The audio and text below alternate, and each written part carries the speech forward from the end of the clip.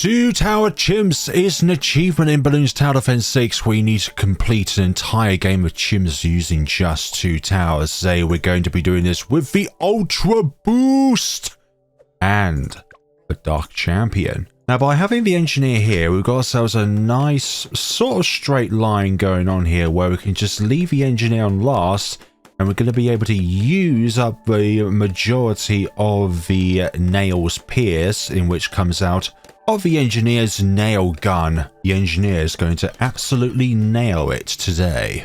Get it?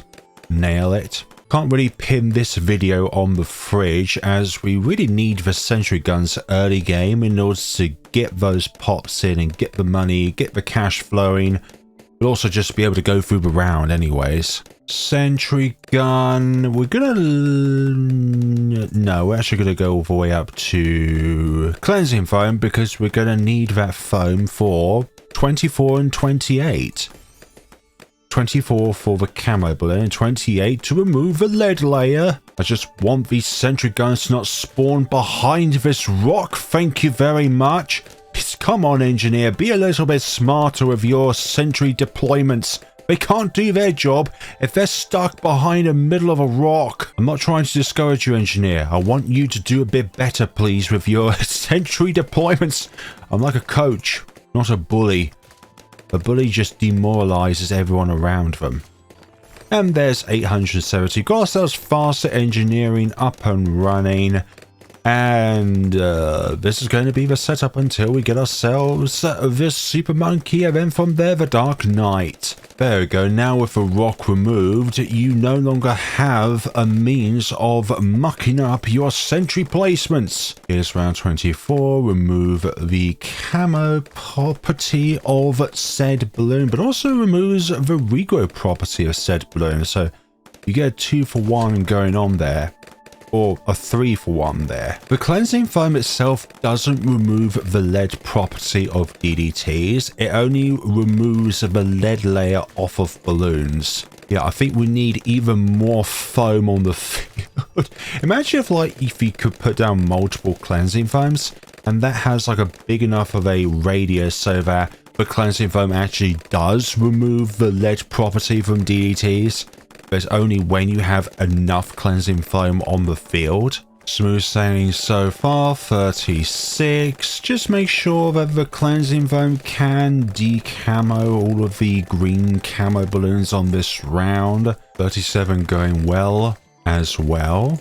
Now, I do believe we're going to need ourselves plasma blasts. We need the damage going from this Super Monkey, but at the same time, I would like to start awing away at this.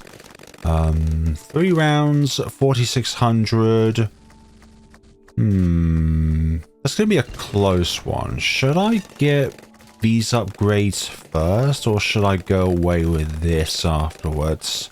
No, we're going to play it safe. We'll get the upgrades first, and then we'll go on to that. There we go, 4,600 there, and we've purchased ourselves the Dark Knight. The dank blades increase knockback and pierce and deal extra damage to mob-class balloons. Gains dark shift ability to shift to a nearby location, and that nearby location is essentially the attack range of the Super Monkey itself. So therefore, if we had super range, or sorry, epic range, super range, epic range, you know what I mean, middle upgrades active, then the nearby location would be even further away as its maximum escape point, teleport point.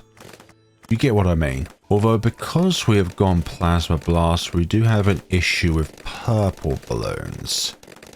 That should be fine. This should be able to take care of the purple layer of all of that. And let's get started on the mining of this particular rock over here. Don't worry, it's not a rock that looks like an igloo. You're not mining away at Patrick Starr's dome. Round 50, done and dusted. Not a single round so far in which we have struggled on. And in some way, shape or form, we don't even need the cleansing foam on the field, because when the camo status is taken away from the balloon, it means that the Ultravision upgrade loses its bonus damage against camo balloons because somebody decides to remove the camo from the balloon, although you're still doing your job. So good job there, engineer, with your bubbles. That's a bubble gun right there. Come on, you can do it, Super Monkey. There we go. Now 55 is well and truly good. It looks good. We're going to get overclock. I think this is definitely a necessity for round 63.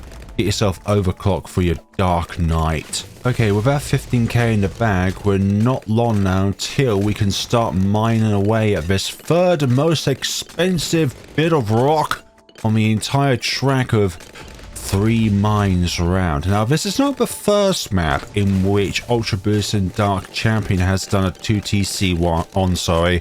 The first map was actually 1-2 tree, and I believe you need to utilize the Magic Monkey's discount tile in order to get certain upgrades, so that then the it's mathematically possible to be able to get it up to a point where you can actually purchase yourself the Ultra Boost. Right, 62 is a bit of a pickle here. Now, can we produce more sentries on the field so that then our Dark Knight will have an easier time clearing up everything else? But we still have the fact that you're still... I need the ability back, thank you. Whew. If I did not have that ability back, I don't think we'll be able to go for round 63, because I don't think this team have enough attack speed to deal with round 63. Just look at all this. Look at this carnage. Look at this mayhem. Look at this success at the moment, for goodness sakes. 64 cleared up beautifully. What a combination we have going on here. How many technicians does it take to mold together this cape on our Dark Knight? Who knows, but at the moment, it's doing a bloody good job. Now, in update 51, I think Ninja Kiwi has absolutely butchered the Absolute Zero's ability to support a 2 Megapops run, because now Absolute Zero does bonus damage against everything on the field with this ability, including extra bonus damage to ceramics. So that means you either have got to think about another option in order to actually slow down all the balloons, so probably even more, not Grand Sabos, balloon sabotages, or you would have to use the Absolute Zero's ability very sparingly, so it then applies the permafrost onto the middle class balloons, but then hope that the run goes smoothly. And also, the Moab glue has been further nerfed as well, so that nowadays it barely lasts at all on a Moab class balloon. I think it's 9 seconds now in which the Moab glue is actually applied to a Moab class balloon, which is not great. Oh, that is a lot of balloons. Yeah, that was a lot of balloons. Even though it's said that the middle path does provide more pierce, but because we're doing more damage with the plasma blast anyways, do we really have more pierce with the middle crossbar vein? I'm not too sure about that one, since this vein just does more damage anyways. When it comes to all of the fish skins for Moab class balloons, the Pirate Turtle ZMG is one that released last, and that sort of completed all of the Moab class balloons having a Moab skin with a fish sort of theme to them, or a sea creature sort of theme, because lobster is not fish. But just like fish, I will be very happy to eat it. We've got Dark Champion now, which would not be mathematically possible on another map, because we have overclock at the moment on board here. Now then, I know it's going to sound strange, but we're not going to unearth this mine over here. Reason being is that we can afford Ultra Boost sooner if we do not contribute that 50k to get to the 72k, because by the time we are able to click this and remove it, I think it's going to be a few rounds in which we're going to lose out on buying Ultra Boosts, because by the time we get 50k on our run at the moment, we can actually put you up here now, since you have a humongous amount more pierce. The only downside is that obviously we won't have full coverage of the circle, but we have the Dark Champion. This spin is going to absolutely crush the rest of the game. Once you get Dark Champion on your 2TC run, the only way you can muck it up is by having it teleport away from the track. Oh dear. Come on, Other Tower, you can do some work. Surely I'm not the only hero in the city here, you know. Hey, guess what? You stop hogging up all the kills then? I know you got that fancy Batman sword cape on and everything, but for goodness sakes, let someone else do some work. Nah, I'ma hog all of the kills and get myself a 2 megapops achievement while I'm at it. In certain runs, the build order is very important. For example, I did a video on the Spirit of the Forest and special operations on this map as well. And got the idea of trying to get to Spirit of the Forest first. But if I try to get Spirit of the Forest first, then I wouldn't be able to get to that point in the first place because I needed the support Chinook in order to help out against A, blowing back more balloons, and B, being able to deal with camo balloons as well. Your build order is very important. Another video, and it's even more important, is when I did the Archmage and Lord of the Abyss 2-tower chimps. And mathematically, I did the video on a scrapyard. Mathematically, you would not be able to get Archmage if you buy Wall of Fire, but you need Fireball in order to be able to pop lead balloons. But you need the Archmage around 59 because there are camo lead balloons on that round, and the Crusher is not able to actually crush all of the camo leads on that round. Otherwise, you would be able to, you know, get the upgrades when you wanted to, rather than being restricted to, can I afford them on round 59 or do I have to restart the run? Yeah, the Engineer just below 24k pots at the moment. Now, there are certain runs with Engineers where you'll notice that there is a bit of damage missing, and the reason why that happens is when sub-towers disappear, when their life expectancy disappears, then what happens is that any projectiles that are left on the screen, so this also is the same thing with Etienne's drones, Etienne's UCAV before it becomes permanent. It's a thing where when the sub-tower disappears, but their projectiles are still on the screen, it's sort of like the link between... See, I wouldn't be able to get to that point because I think I got to 50k about 88, around 88. So it means I would be missing out on some potential Ultraboost boosts on our Dark Champion here. Now, what we're going to try and do is get this thing up to times 10. So we're just going to manipulate the round here so that we pop these ZMGs as late as possible just to get the spanners in. It's not important to get the spanners, but obviously I'm going to try and get as many of them as I can on here because this thing's going to tear up the rest of the game very quickly here. I didn't really want that to happen, but you know what? It's only 3 times they go round in a circle here. Can we do it? Can we do this round? I think that was actually their last time going around. So it was good that I stopped while I was there.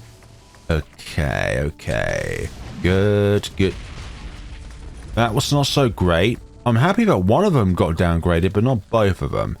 Okay, put you over here. Now, this is kind of a scenario where, you know, around 100 we could get some Ultraboost effects going on here. Take out these fortified ones, because I think the ZMGs are going to be a bit easier to deal with than fortified BFBs. That's the thing with round 98. Do you prioritize the fortifieds first, or do you try and go after the ZMGs first? I think if you have the Pierce, then you can do what you like. But when it comes to the Pierce, mostly you have to try and get yourself to a point where you can actually afford to actually take everything down. Okay, 34k. Yep, we're still in contention of getting the 2 megapops achievement as well. Okay, okay. Put you over here and delay the end of the round for just a little bit. I think I might have shot myself in the foot there by trying to do that. Now, we've got this. We've got this sorted. Okay, that's times 9. Can we get times 10? I believe we can get times 10 here. Okay. You are now there. Once the bad pops. There we go. Shift yourself over here. And we have ourselves times 10 Dark Champion. And that is the run, ladies and gentlemen. We got that times 10 Ultra Boost spanners in the work here.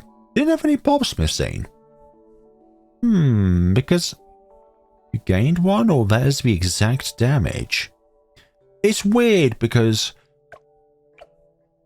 sometimes when a nail is still on the screen but the actual sentry gun itself disappears, then that nail does damage them, but the damage doesn't contribute towards the tower. You'll notice it more on like Sentry Champion runs. But there we go, everybody. That is the 2 Tower Chimps achievement and the 2 Mega Pops achievement in the same run. Ladies and gentlemen, the Dank Champion and the Ultra Boost. Thank you ever so much for watching, everybody. Let me know what you thought of the video down in the comment sections below. And while you are in the comment sections below, recommend me another 2TC that I can do on this map. That doesn't involve the tier 5 bottom path, because I tried doing Arctic Knight and Legend of the Night in my spare time. Yeah, you have to stay with Arctic Knight and Dark Knight and hammer away at the deposits on the field there so that you can get yourself enough money to buy Legend of the Night, because you need to ore away at the bottom right, which takes 20 rounds to complete. Which I think is the biggest barrier of that particular 2TC. You have to wait another 10 rounds in comparison to the other rocks on the field. I don't know. I really don't know.